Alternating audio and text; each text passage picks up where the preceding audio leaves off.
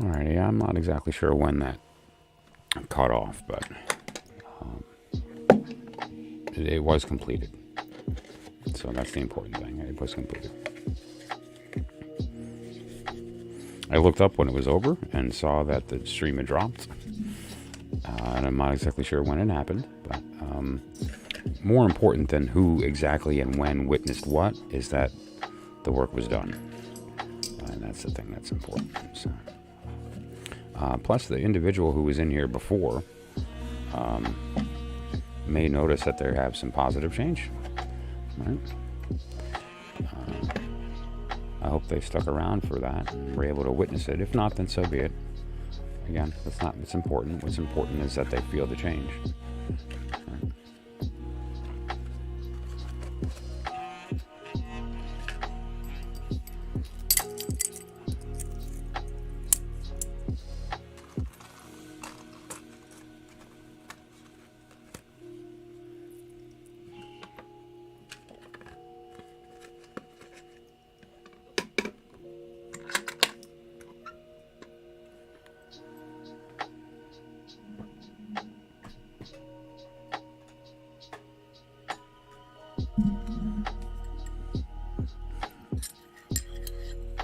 When did it cut off? Did the work get completed? Because I'm not sure when it stopped. I just jumped back on the stream as quick as I could, so I didn't check on when it cut off. I hope it wasn't too soon. I hope I got a chance to complete.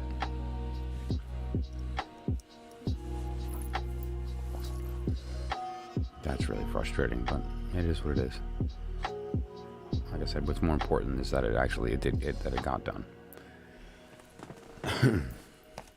So the next thing that I wanted to touch on was something I kind of started talking about last night with respect to the I Ching, and specifically the idea of the difference between the natural order, at least how it manifests in the I Ching, in this case with respect to binary, and then the King Wen order, which is a slightly different circumstance. It's more of like an organic kind of order that seems to have this sort of opposites. Hello, Luana. Great. Thank you for popping back in. Yeah, sorry about that. It keeps happening, you know. It's one of those things. We'll see. Let's see if we can, how far on we get tonight. Last night seemed to go 100%, right? I don't think it stopped last night. But yeah. But so you guys got to tell me when did it cut off? When was the actual spot that it stopped streaming? Did I light the incense yet? Did I wipe off and scrape the symbol with the ash? It'd be a shame if it didn't get to be completed on the video. Give me just a minute, guys. I'll be right back. Sorry.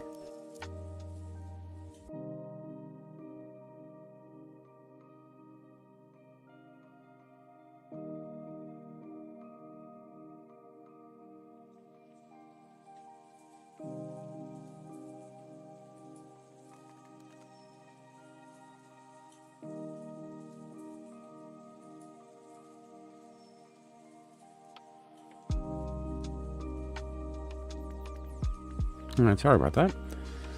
Okay. Alrighty. So let's see here.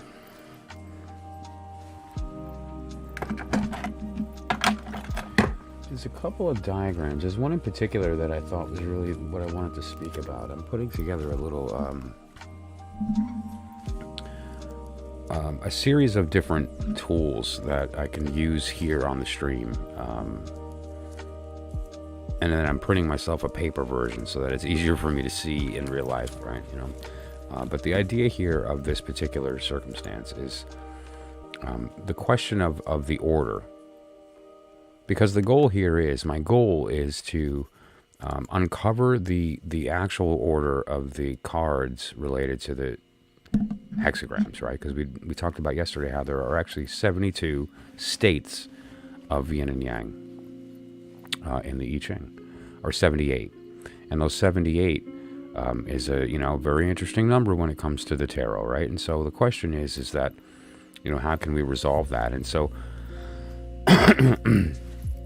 I'm going through the process now. I've come up with some very interesting things that I'm going to be revealing as once the list is done. The actual order is complete on what cards represent what hexagram. I'm going to be pretty excited about coming out and telling everybody. But this is just a diagram I thought would be interesting to speak about, because what this shows is both orders. You'll notice in the center here we have the binary order. Let's use a red pointer. Okay, and we talked about binary before, where these are all zeros. And then this is a 1. And then a 2, 3, 4, and so forth. And actually, this would be more accurate. The inside would be more accurate upside down. Starting from the bottom, that bottom line being the 1, that second line being the 2, you know, right, the third line being the 4, and so forth, right? Just like binary. We can actually jump that up here and take a look at that with respect to the calculator. Let me put it into binary. Okay, good.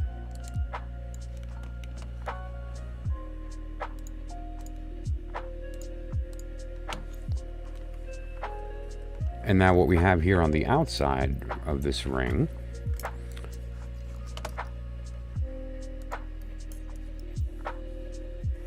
is the same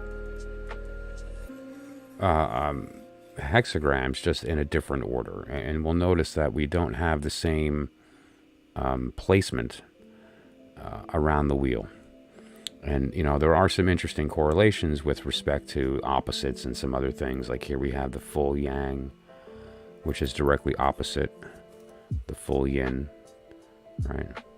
And so forth. And so there are some correlations with respect to that idea of the wheel, compared to having the wheel lined up where we would take the binary order and have it laid out as well.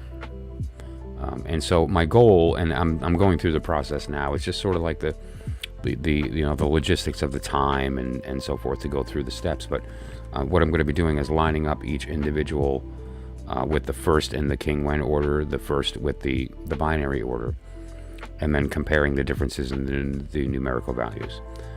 Because I feel like the transition, the difference is where we're going to find some learning. Is there a ratio difference? Is there an algorithmic step that can be taken to determine what the binary version of the King Wen hexagram is? Because here's my goal. I want to be able to say hexagram 42, and you be able to go with a calculator, or otherwise if you understand the binary process, and to put in 42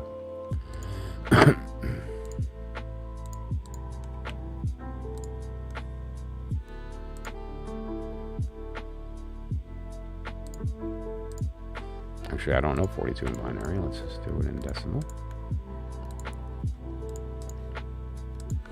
And then you be able to know what that hexagram looks like just by the number. And so in this case, it would be dash line, dash line, dash line, right? And that would be 42 numerically.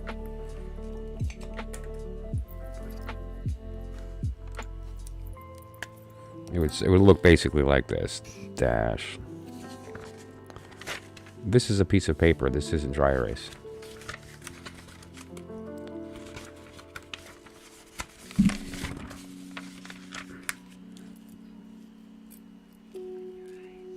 Here we go, dash.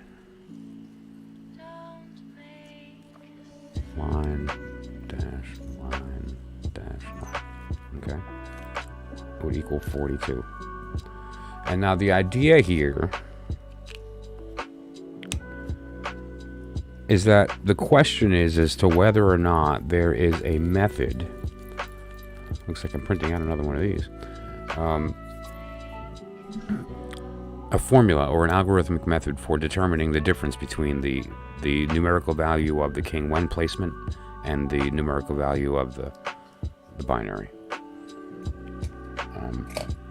And the reason that I bring this up now, rather than once I've done the work, is to point out the fact that this tells that same story that I've mentioned over and over again here on the channel with respect to the vortex.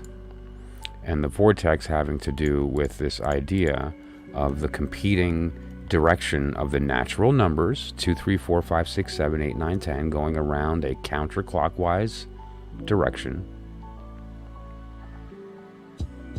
And then we also have all the way around going in the clockwise direction, the actual order, the divine order of the elements, along with the marching direction of the lower courts compared to the princess. So everything's competing in an opposite direction. And we see the same thing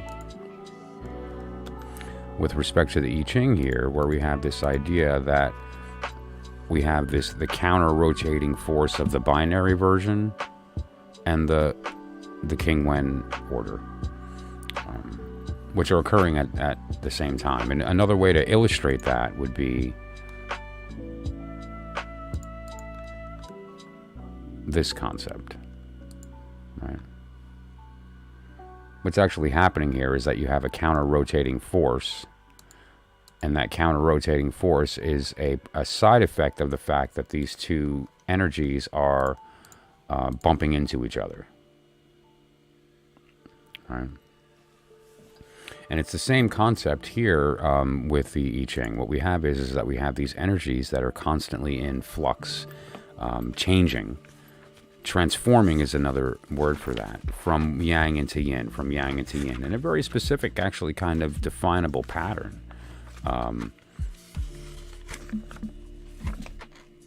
Okay. And because of the nature of the hexagrams, it gives us access to that. Once we're confident that it's good information, meaning that it tells the story properly, that we're not having to stretch. And the I Ching, obviously, it's a no-brainer. It tells the story, and it does it very effectively.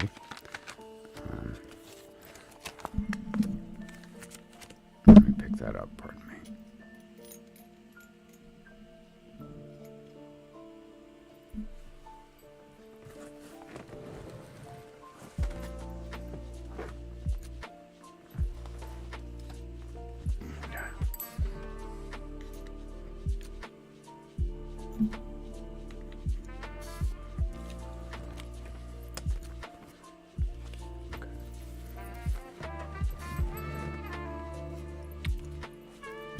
And again, the goal here is because, you know, it just seems natural to me to be able to give somebody a number of a hexagram and then be able to visualize it, or to give somebody a hexagram and for them to immediately be able to know the number. Because the reality is,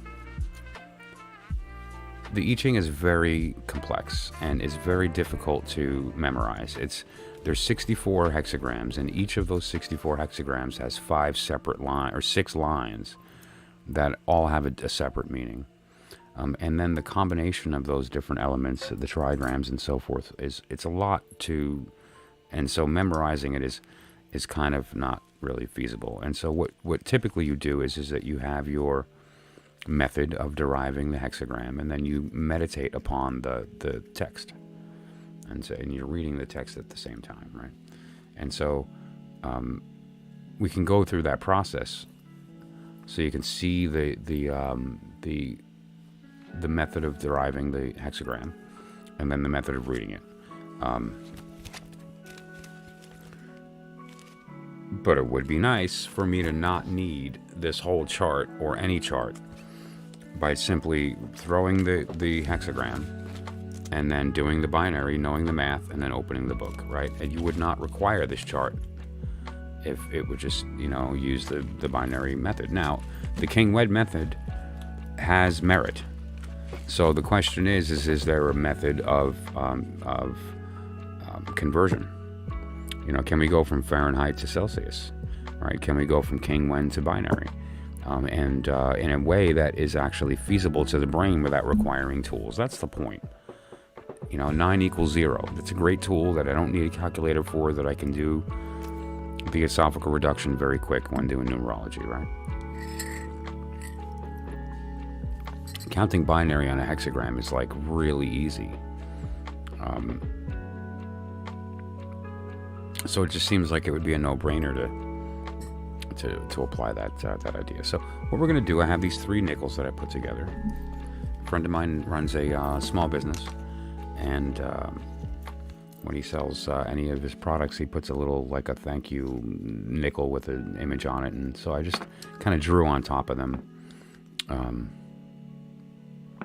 just to create these 3 symbols, just for the purposes of demonstration here. And then I have a 4th one, which we're going to talk about in a minute. This is an actual stone that I use to determine changing lines for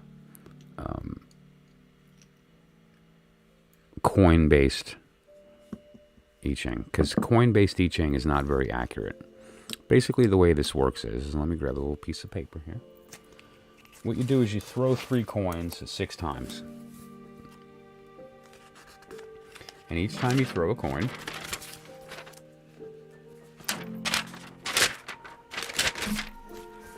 you're going to count a value based on the following rule. Heads, 2. Tails, 3.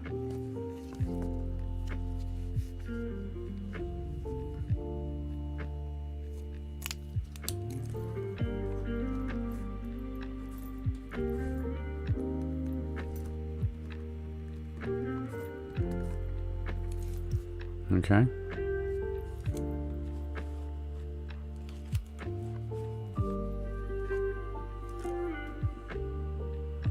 And so what you're going to do, now I have the little faces as the heads, and then I have these geometric symbols as the tails. This is just a pair of, or a set of wooden nickels that I just threw together for this purpose just tonight.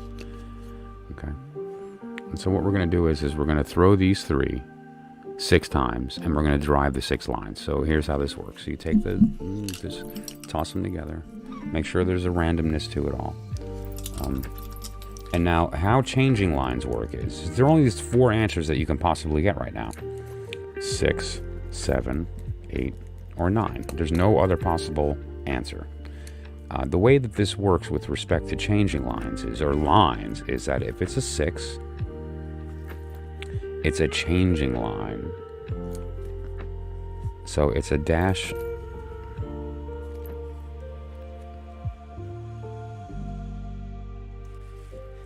you go. Okay, it's a dash. But we put a little circle in the middle to denote the fact that it's about to change into a line. Then the 7 is a yang. The 8 is a yin. And then the 9 is a changing yang, which means that there's going to be another hexagram that's going to be drawn with any of the changing lines. Now, the reason that this is relevant is the fact that due to the mathematical probability of you getting a 6 or a 9 being relatively high compared to a 7 or an 8, oftentimes you get multiple changing lines, which is usually pretty rare in a real I Ching casting, which you use yarrow sticks or seeds or rice grains, mustard seeds, these type things. But that said, we're going to do it just for the purposes of the demonstration, the inaccurate kind of basic way, but just to give you the idea here. So we're just going to drop 3, and we have 1 head and 2 tails, right? So the head is 2, so this is an 8. So the first line is, and start from the bottom, I'm going to work our way up, and the first one is a standard yang line, or yin line. Okay.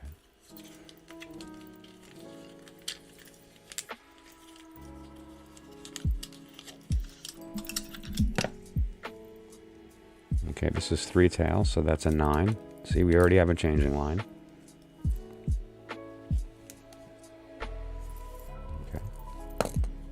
And just to be clear, this was an 8, this was a 9.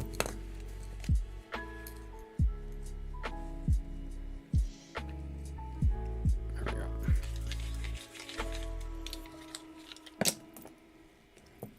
is another change in line. It's a 6.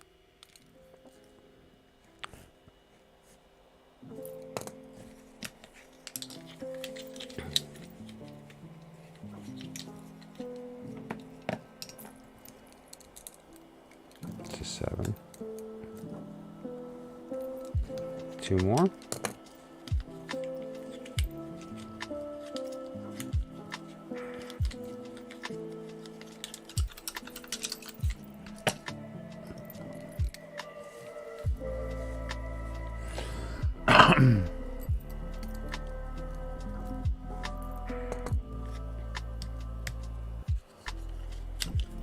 One more line.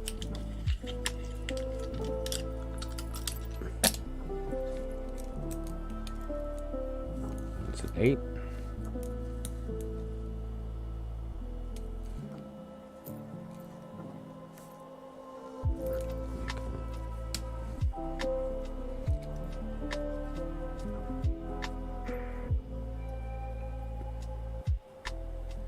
So now what I use this for, because the changing lines come up so frequently using the coin method, that I have this separate stone with a yes,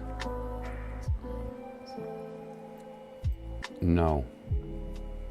Okay, it's a very basic runic decision maker. I've used this thing for a lot of stuff. But so the question I ask it is that actually a changing line? I know it sounds silly, but it's a second level of accuracy that's at least better than nothing. And so I'm going to use that method here as well to determine if these are actually changing lines or not. And then we'll, if they're both a yes, then we'll draw the new hexagram with the change.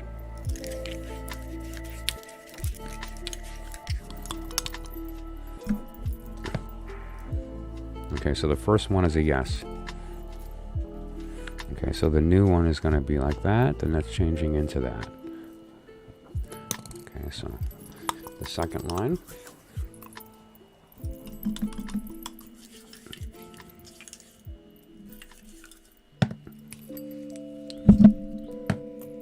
It's also a yes. Okay, so that's going to change into that. Okay, so we have 2 hexagrams now.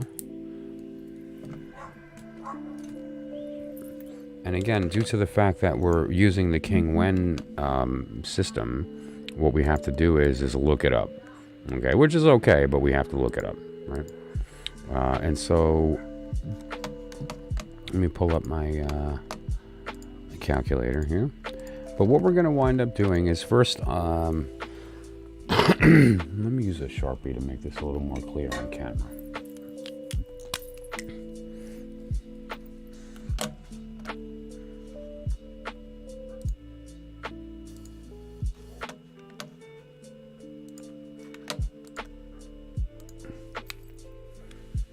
The first hexagram is this.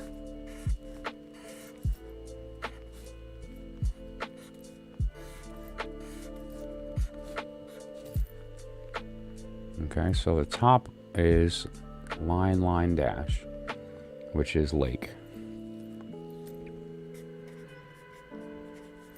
And on the bottom is water, right? Yes. Now the second one, because we had 2 changing lines, so that line turned into a dash. And so we're going to start with the bottom the way it was, and now we're going to honor that change. Honor that second change, so the dashes turned into a line, which changed that bottom trigram pretty dramatically, right? And then the top didn't change at all, it stays lake. Okay, so this is our transition. We're starting here, and this is going to be related to the message. We're going to read it. There was no question here. It was just, what would you have us know?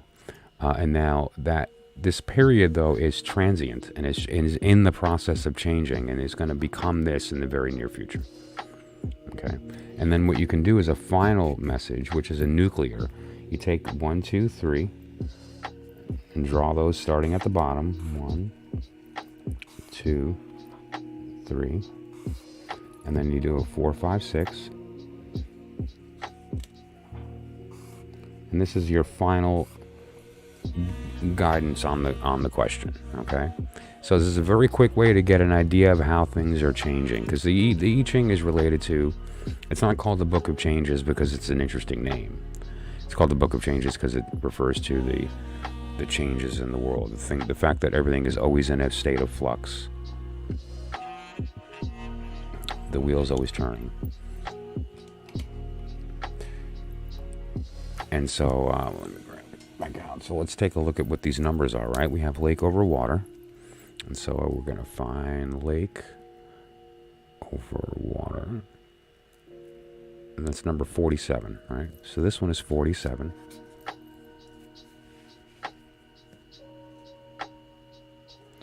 Now this got changed though. So on top now we have lake over mountain. So this becomes 31.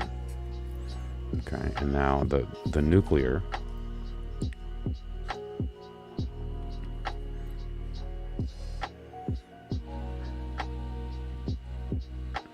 is 44.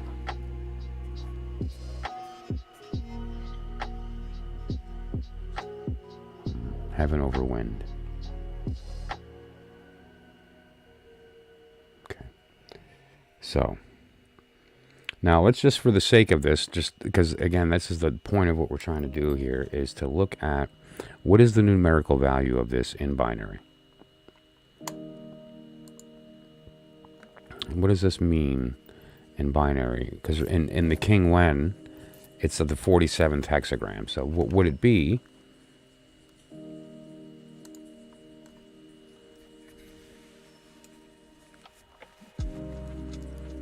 if this were binary, right? And so that's going to be off, on,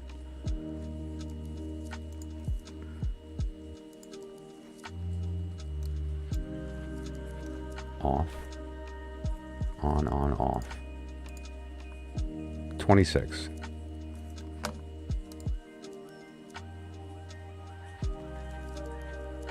There's also some guidance there. 26 is the holy name of God.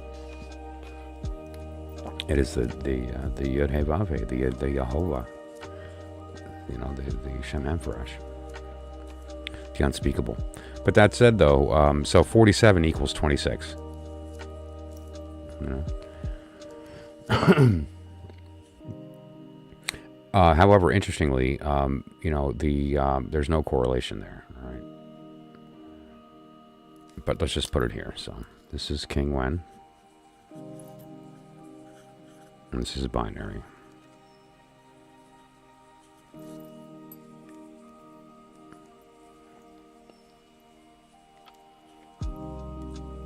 And 21. There's the difference of 21. So, and we can do the same thing here with the 31. And then we're going to look up the trigrams and actually see the guidance here. But let's just look up 31. Off, on. On, off. This is a 28.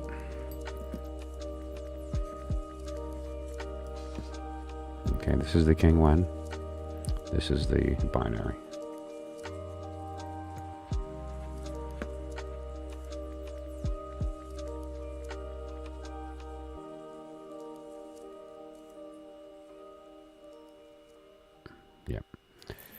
And then now 44 is going to be, what's that, 61? 62? Yeah. Yeah, 62. So you get the idea. And wouldn't it be nice to just say, hey, 62, and you'd know, okay, that's basically a bunch of lines with a yin on the bottom. Right? Because that would be 63. With everything, and then obviously the first trigram or hexagram equals 0, right, which is all yin, so there's no value. It would just be a bunch of dashes. It would essentially look like this.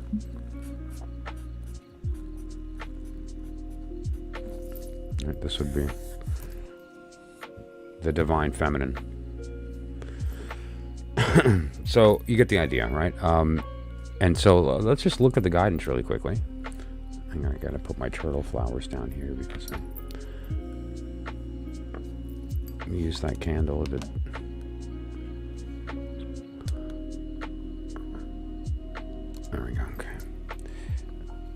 Use that candle to banish a spirit for somebody that didn't even stick around and say thank you. Jeez. Entitlement nowadays, man. Someone just have your demons banished for free? Anyway, okay. 47.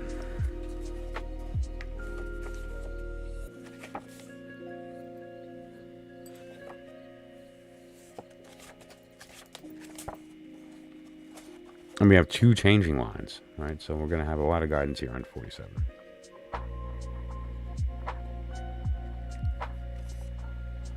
Kun. Besieged. Exhausted. Actually, let me find it. I think let me see. It's 47.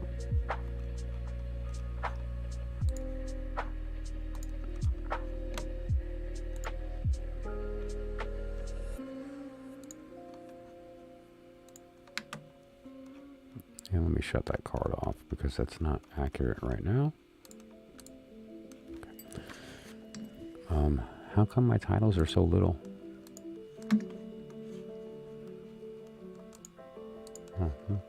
They're not all little, just this one.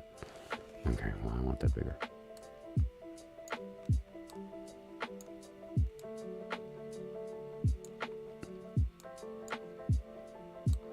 Strange. Yeah, I haven't quite figured this program out. I don't know if you can tell.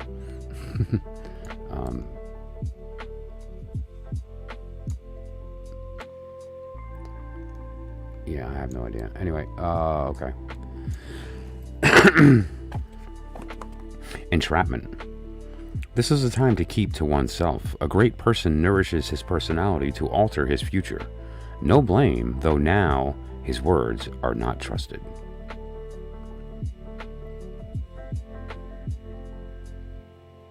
Let's think about that for a minute.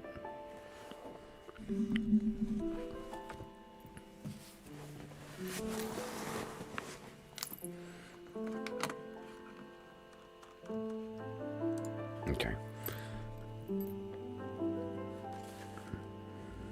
Oh, it's actually not that much bigger, was it? No. All right, so lake is above water. The character Kun is formed by the image of a tree surrounded by a very tight and confining environment, resulting in a symbol which is unable to grow freely and fully. There are several other interpretations. Now, we're going to look at the changing lines, which are the most significant here in a moment, but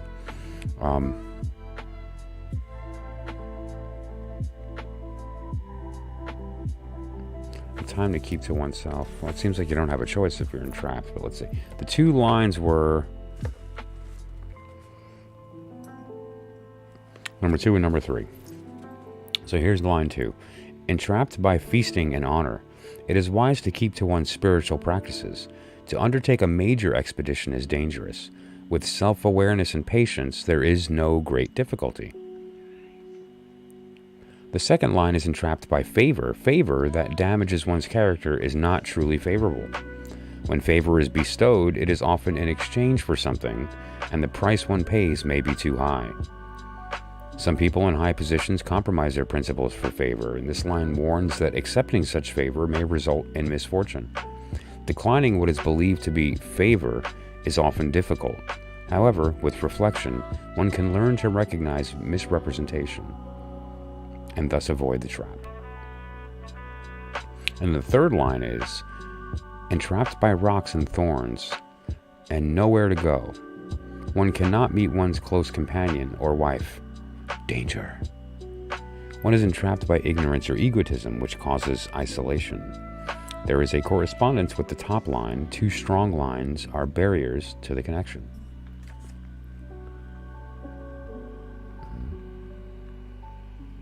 So,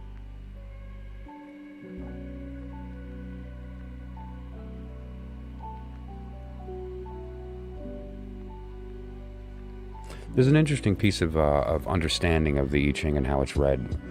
There's a natural order. Order matters, right? And so the initial state, the perfect hexagram, so to speak, with respect to balance, looks like this.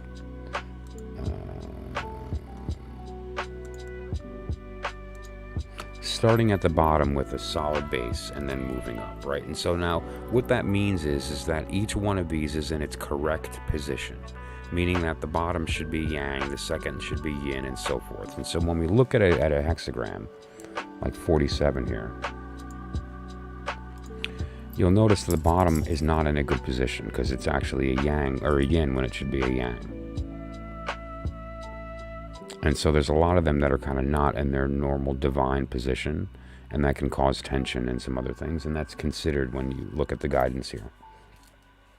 There's also specific guidance: personal fortune, marriage, housing, childbirth, looking for work, government, trade, searching for someone or something, a lawsuit, climate, travel, personal witch. And now and then there's commentary, which is great. And the author is really, he knows what he's doing. But you get the gist, right? So you throw the coins, and now because there were changing lines, we do the change. And so this next hexagram, 31, which how would I know that unless I had my big fancy chart, because it's not binary, would be the transition from this period into this new phase. And so let's see what that has to do.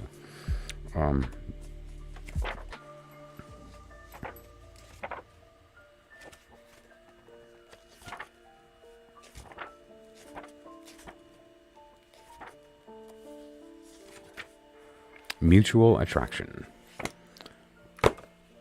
So the transition moves from being alone to being, let's say, mutual attraction brings joyful love. One will benefit from being upright and persistent. Marriage brings good fortune.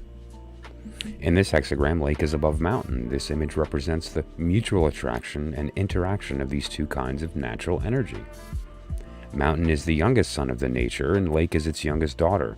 Therefore, mutual attraction or love occurs naturally.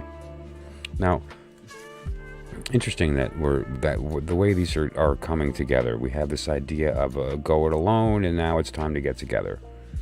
And there were no changing lines because this was the result, right?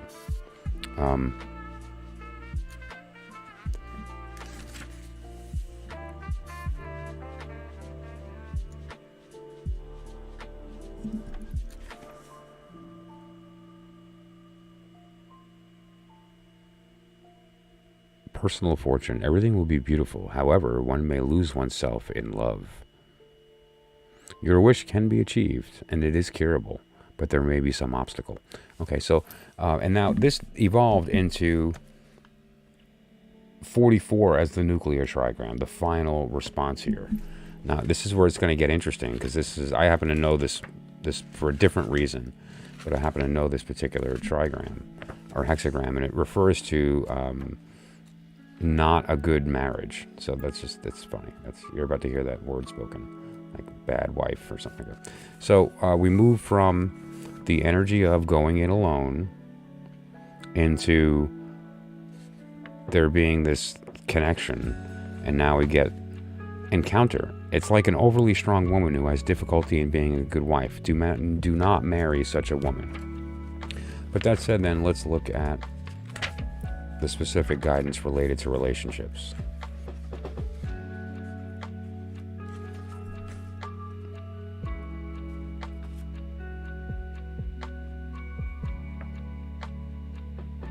So basically, small matters bring good fortune, large undertakings are not profitable, and possible success, but harmony in the end is a no.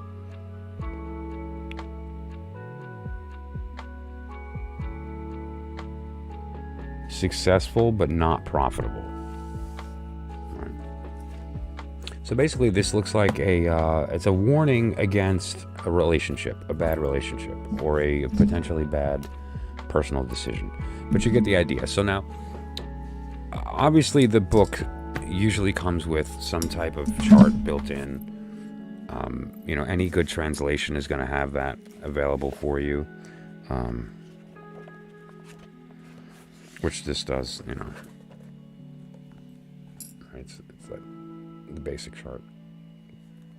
It's the chart that I used to create this right? Well, this has some additional information on it, like there's some tarot stuff related to the quartz.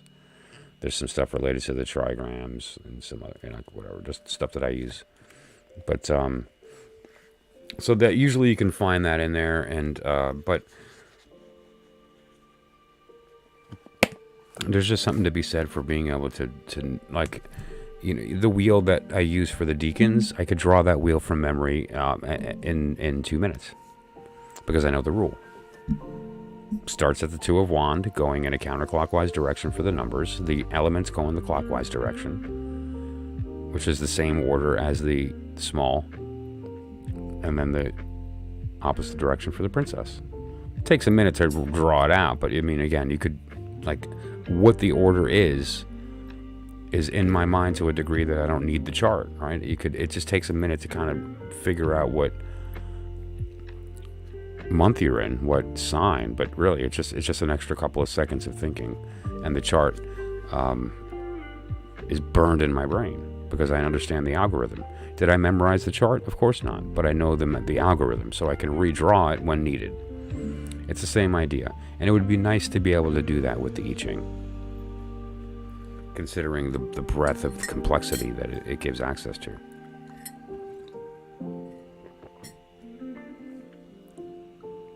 It's my favorite oracle.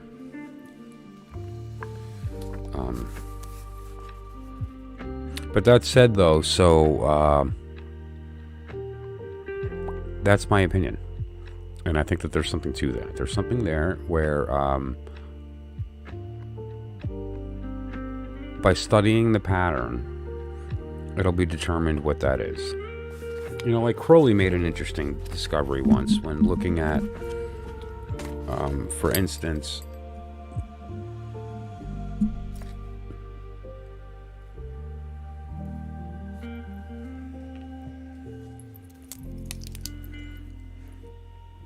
where he did a septagon or a septagram,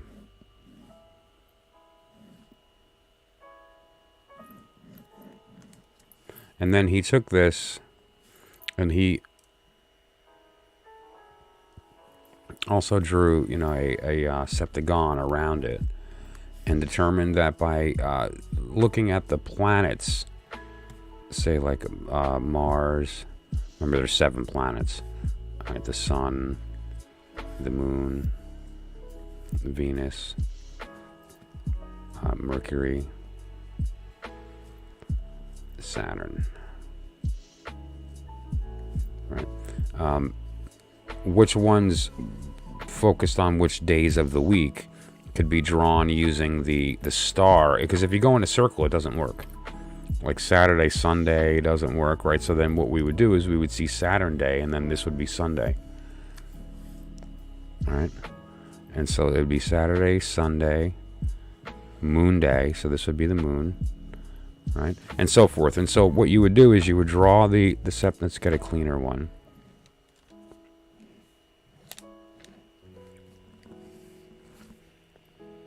Not too shabby.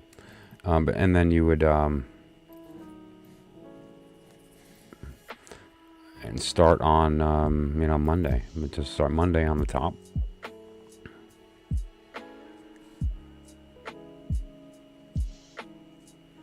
And so this would be Sunday.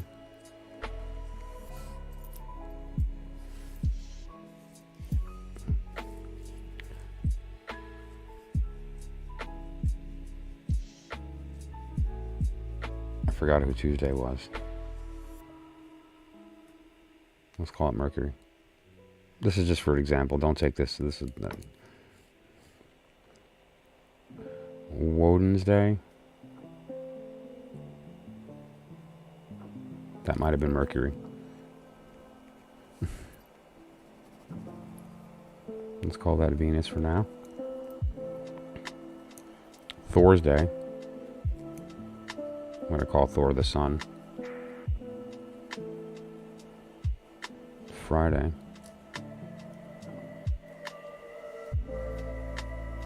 And then Saturn Day. This is Thursday. Wait, hang on. Monday, Tuesday, Wednesday, Thursday, Friday, Saturday, Sunday, Monday.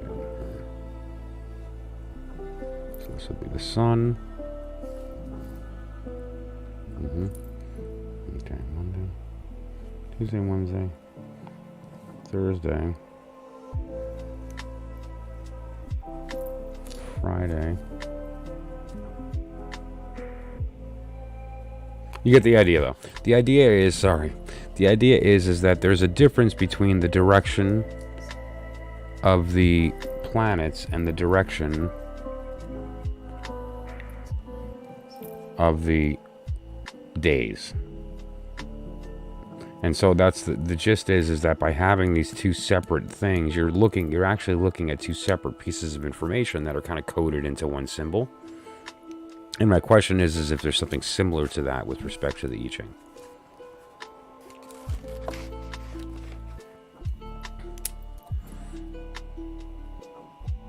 And it might help point to that correlation, right? Which would be nice.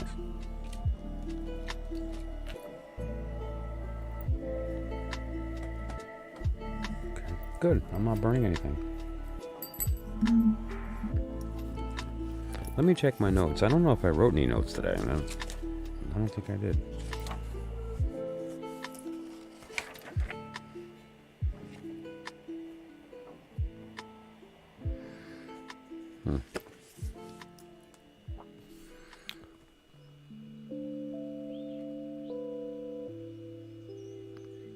Yeah, no, I'm not sure. Okay. Well, so that said,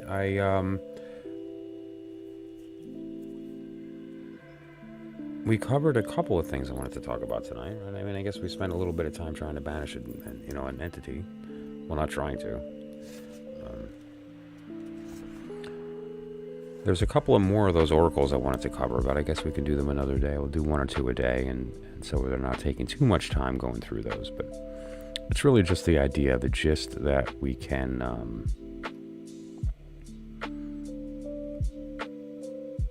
find the story very easily if the truth is present in the system. If it's not present and we're having to fish for it, we have to consider why that is. Because we can see the story literally anywhere, but if it's closer to the truth, it'll be obvious, and that's the point. Because that's the goal of the work here. The goal of everything that we're trying to do, whether you know it or not, when you approach an oracle, is to find the one truth. That's why when you get answers, they're never enough, and then you need to go to the other channel and speak to another reader and talk to somebody who does, who's a channeler or a psychic or a medium or a whatever the case may be. And everyone's got their own method. But the point there is to determine what it is you're actually there to do. Because if the goal is to answer questions, then that's what you're going to get.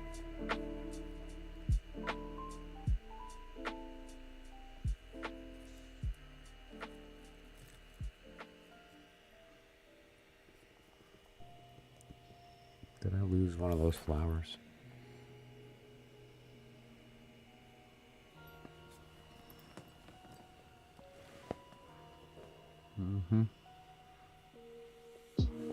I think I might have. When I took my little batch of flowers with my turtle, I had stuck the pink flower that was on top of my pentacle in here. And when I lifted it up, I guess I dropped it.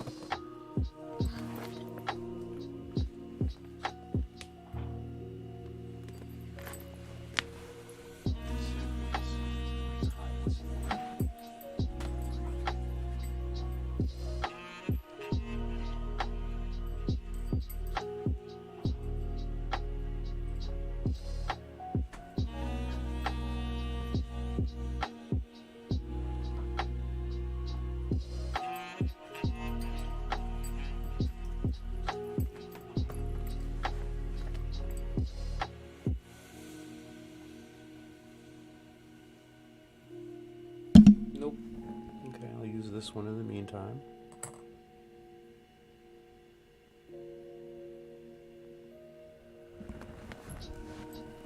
Okay.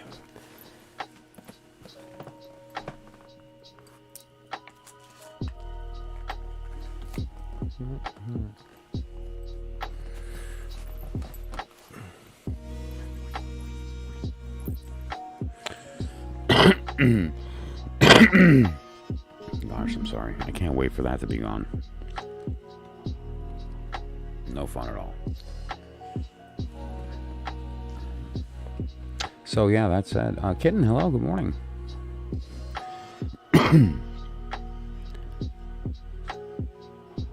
So a lot of the concepts that I'm bringing up here, most of the time, are to plant seeds and to hopefully create a curiosity that leads to moving away from questions and into seeking truth, because that's the goal. Whether you know it or not, it is the reason that you exist. And the sooner we get to that work, the sooner we get to succeed at it, and then the fun begins. Kind of like those decks that I pulled out, those oracle. There's truth everywhere, always, but only once you've entered the sanctum, once you know the truth, once you've have access. Everything changes, and it gives you the wisdom, it gives you the understanding, it gives you the confidence to make decisions, it gives you the peace that comes from knowing. And it's immediate. It's not some constant journey that you trug through, and it's immediate. The minute you walk in that room, your life changes forever, and there's no going back. And you become an infinite being of light with superpowers. Like immediately, that's the truth told openly. It's just a matter of going through the work to get there. And what is that work? The goal is singular. If you're asking questions, you're going to fail.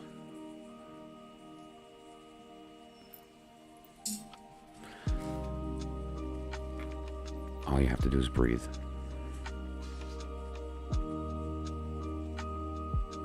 Every time you breathe in, that's God breathing into you. Every time you inhale, that's God exhaling into you. Who? You. It's your breath.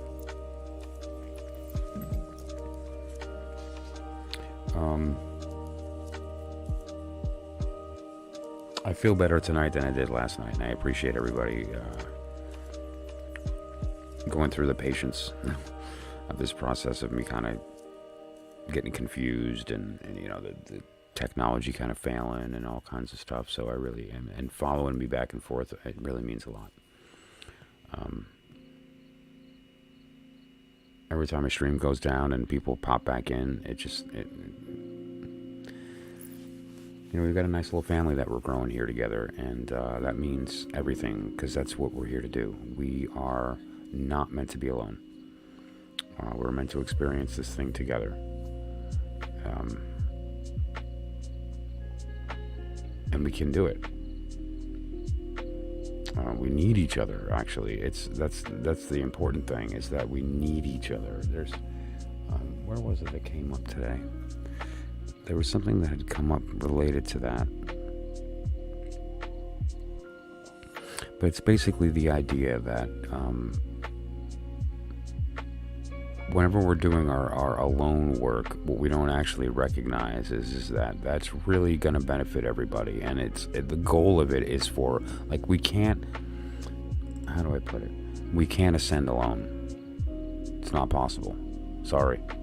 So anyone who's out there that's doing their work to try to ascend, whatever system you follow, or Kabbalah, the middle pillar, or Jacob's ladder going up the tree, all these things.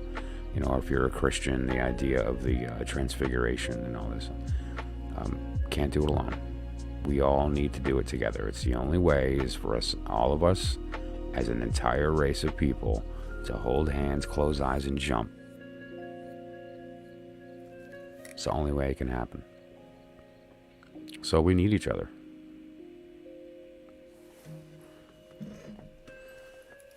Every time we wake somebody up, it gets easier. The next one's easier. The next one's easier every time. And so we just have to be patient and recognize that the people that we ignore, step away from, think that we can't change, we can't engage. Don't forget an important thing here. Language is very personal. And just because they're not speaking the same words that you are, it doesn't mean that they don't understand it in their own way. And what matters more is that you recognize what you're looking at in those people. And what are we looking at? We're looking at ourselves. Just speaking through the ego instead of the mind.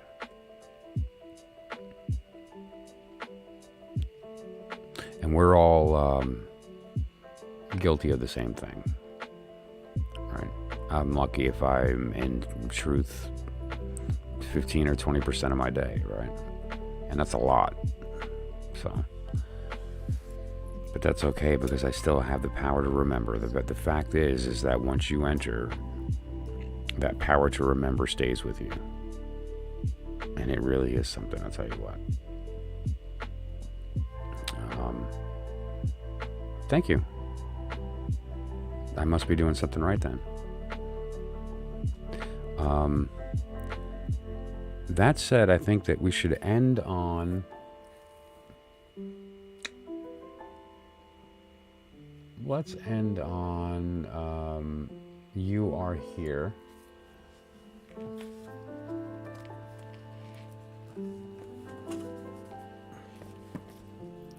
This is a good one. This is one of those random ones that I got from the yard sale or from the thrift store. Just going to open it to a random page.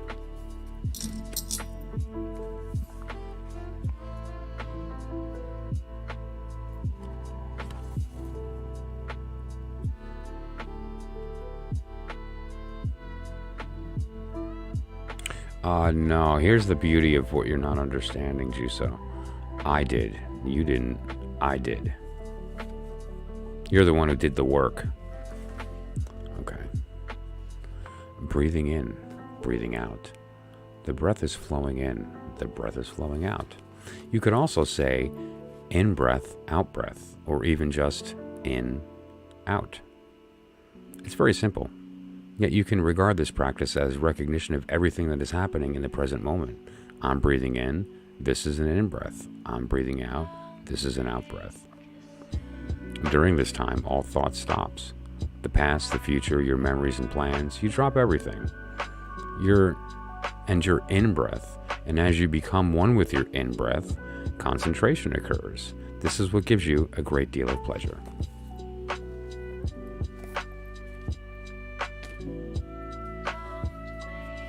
So let's do this.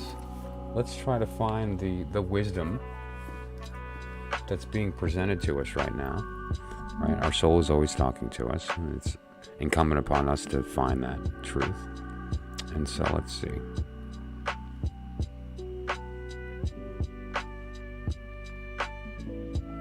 Let's just start from the top at this beautiful stream of consciousness. You're insane, clown. I just came. It's just okay. Love you. Thank you. I'm gonna cry. Sorrow.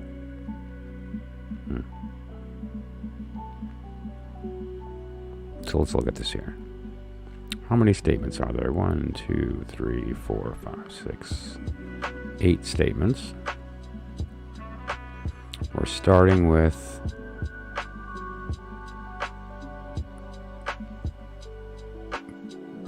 denial. And then we have, I don't even know what you call that clown.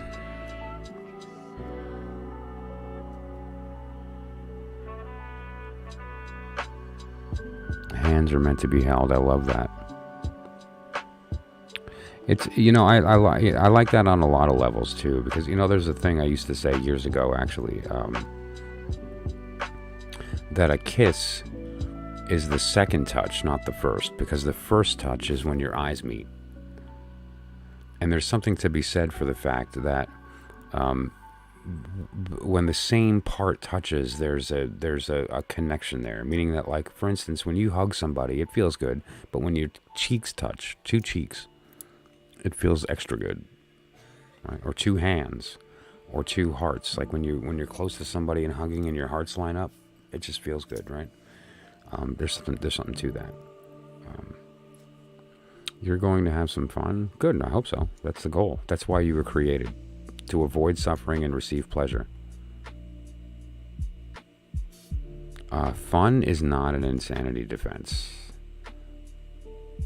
An insanity defense is balance and understanding that the crazy side of you is you. The dark side is you. The light side is you. And we need to integrate them all.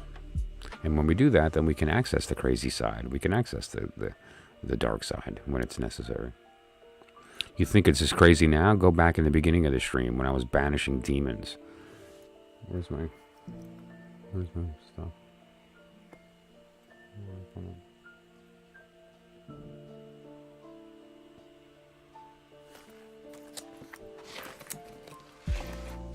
I forgot where I stuck everything.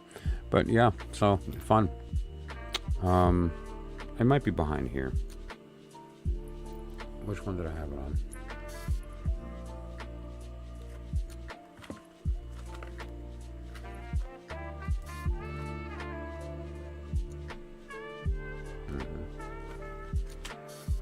So I appreciate you stopping in on the stream, and thanks for the sub. I mean, I know you're going to unsubscribe as soon as you walk out of this room, but thanks for the sub in the meantime.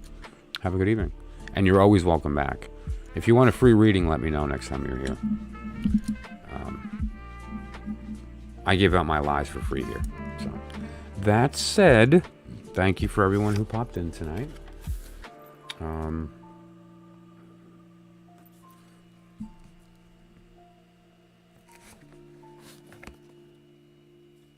This one I already had. Here. Oh, I must have had that in that other book. Yeah. Okay. And if anybody has any questions or ideas on anything that you would like to talk about, any subjects or anything else, let me know, and I'm happy to discuss that. I'm glad you keep laughter in your heart so well. Oh, are you kidding? Yeah, we have to. I mean, life's nuts. Are you kidding? And, but it really comes down to this. Suffering is a function and a side effect of expectation. It's a side effect of personality and identity. And all three of those things are a lie. And when you know who you really are, there is no expectation. There is no suffering. There is no questions.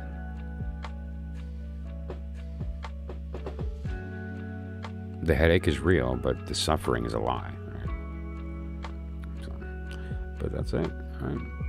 Anyway, that's it. Thanks a lot, guys. Have a great night. And I will see you tomorrow.